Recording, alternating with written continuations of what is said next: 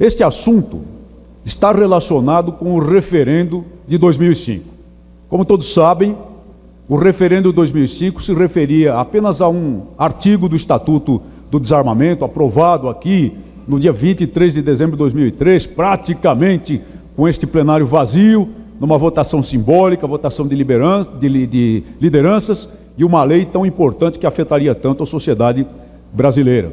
Mas o referendo deveria ouvir a população sobre a proibição total, a proscrição total do comércio de armas de fogo e de munição no país. A resposta da população, depois de uma campanha que parecia absolutamente perdida para aqueles que, como eu, acreditam no direito das pessoas de bem à legítima defesa, foi um sonante 2/3 do eleitorado votando não e, portanto, derrubando a pretensão governamental, sustentada por uma gigantesca rede de mídia, sustentada por vários fatores de poder extremamente fortes no nosso país e sustentada por uma cadeia de ONGs internacionais que pretendiam a proibição, pretendiam desarmar as pessoas de bem, pretendiam caçar o direito das pessoas de bem à legítima defesa.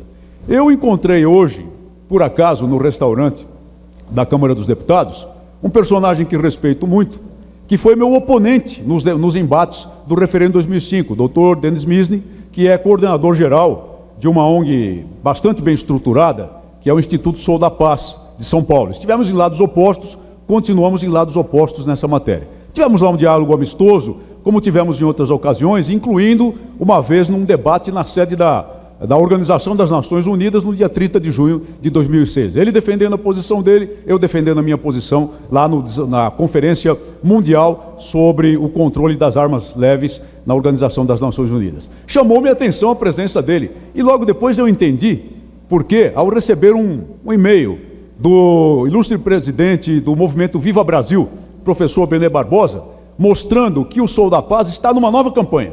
Ele está agora numa campanha destinada a praticamente proibir o colecionismo civil de armas de fogo. Querem proibir, o Sou da Paz quer proibir que colecionadores particulares possam colecionar armas de fogo histórica, possam ser parte da cultura não só do país, como da cultura mundial nessa área que é reconhecida em todo o mundo. Estão apresentando ao Congresso Nacional um estudo falando de supostas benesses e benefícios incontestáveis do Estatuto do Desarmamento no referente à pacificação do país, no referente aos índices de homicídios e no bojo desse estudo apontando as armas de colecionadores como fatores da criminalidade, o que é outra inverdade entre as tantas propaladas por esse movimento desarmamentista e pretendendo com isso que a Câmara dos Deputados e o Senado da República proíbam o colecionismo de armas de fogo no país. Ora, senhoras e senhores, o Estatuto do Desarmamento foi editado em 2003 e os desarmamentistas sempre tentaram apresentar os resultados do Estatuto como inquestionáveis no tocante ao controle da criminalidade e no tocante especialmente à redução dos homicídios. Vamos aqui a algumas verdades. Desde a aprovação do Estatuto do Desarmamento, e principalmente depois das lacrimosas campanhas de desarmamento promovidas com muita força pelo governo federal, especialmente aquela que foi executada no ano de 2005, antes do referendo, com o claro propósito de influenciar a opinião pública em favor do desarmamento, essas campanhas produziram resultados pífios no Brasil. Porque a questão crucial é sempre a mesma. Nós temos de desarmar, sim.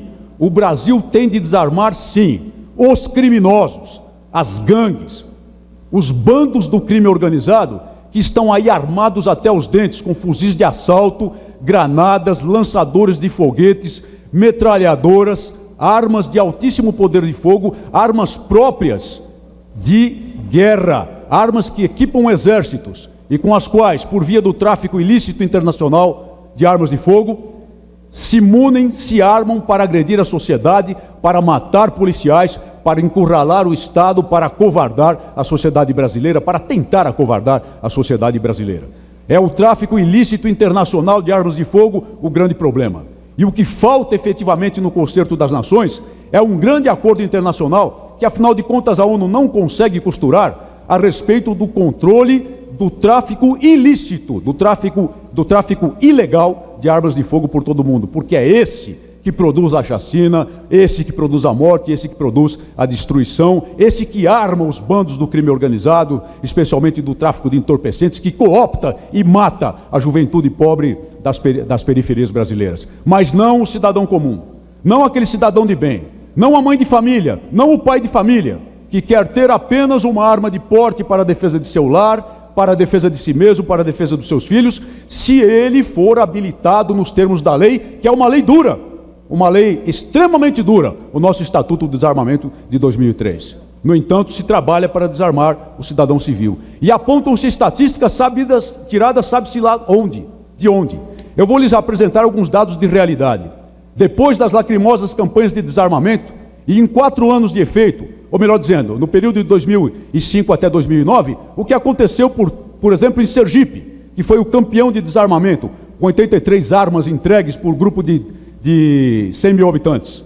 O índice de homicídios dolosos lá subiu de 17 para 21 por grupo de 100 mil habitantes. Perdão, o primeiro índice é o número de armas entregues por 10 mil habitantes e o segundo índice é o número de homicídios por 100 mil habitantes. Alagoas foi o segundo colocado. O índice aumentou de 17 para 43 por grupo de 100 mil habitantes. Paraíba entregou 35 armas por grupo de 10 mil habitantes e o índice de homicídios saltou de 11 para 18 por 100 mil habitantes. No Reino Unido, o patrono do desarmamento mundial, desde quando foi instituído o desarmamento geral, amplo e restrito no ano de 1997, nos levantamentos feitos pela BBC, a suspeita BBC, entre 1997 a 2002, verificou-se que o número de crimes praticados com arma de fogo simplesmente dobrou. Ou seja, desarma a população civil e cresce o crime.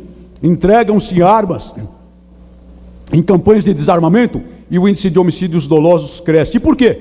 É muito coerente, na verdade, isso. Menos armas de fogo em mãos de cidadãos comuns, mais crimes de homicídios dolosos. Porque o matador sabe perfeitamente que a vítima potencial, por força da lei, porque ela cumpre a lei, porque ela é uma pessoa cumpridora da lei, estará desarmada, incapaz de opor reação.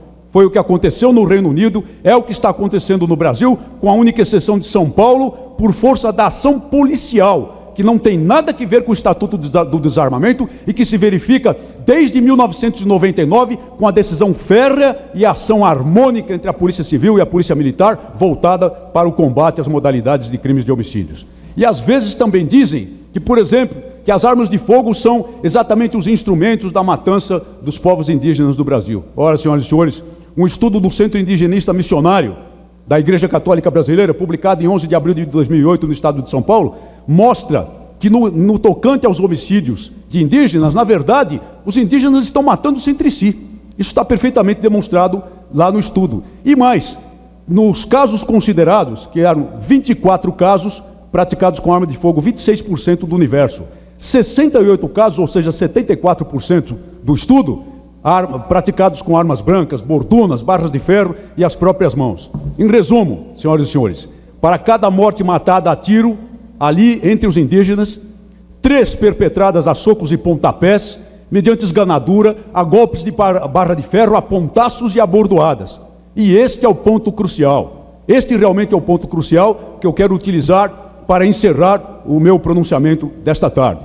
É irrelevante o instrumento disponível quando um ser humano, indiferente à lei e divorciado da piedade, toma a terrível decisão de dar cabo da vida de outrem. Irrelevante. Não dispondo de arma de fogo, lançar a mão de veneno, fogo, arremesso, asfixia, afogamento, pancada, atropelamento, baraço, punhal. É só verificar o noticiário, é só verificar as estatísticas policiais e do Ministério da Saúde para constatar o que afirmo. Qualquer coisa a proporcionar ao autor o maligno objetivo. E esse estudo do Centro Indigenista Missionário provou mais uma vez, para desgosto até dos que o encomendaram, que não esperavam esse resultado, essa realidade que é um aspecto ancestral, recessivo sim, mas real, mais concreto, mais importante da natureza humana. Então, senhoras e senhores, Chega de atividade de ONGs financiadas do exterior, como é o Sou da Paz, que recebe dinheiro sonante dos Estados Unidos pela Ford Foundation. Chega dessa atividade. Chega de desarmar o cidadão de bem. Vamos proteger o cidadão de bem. Vamos desarmar o criminoso.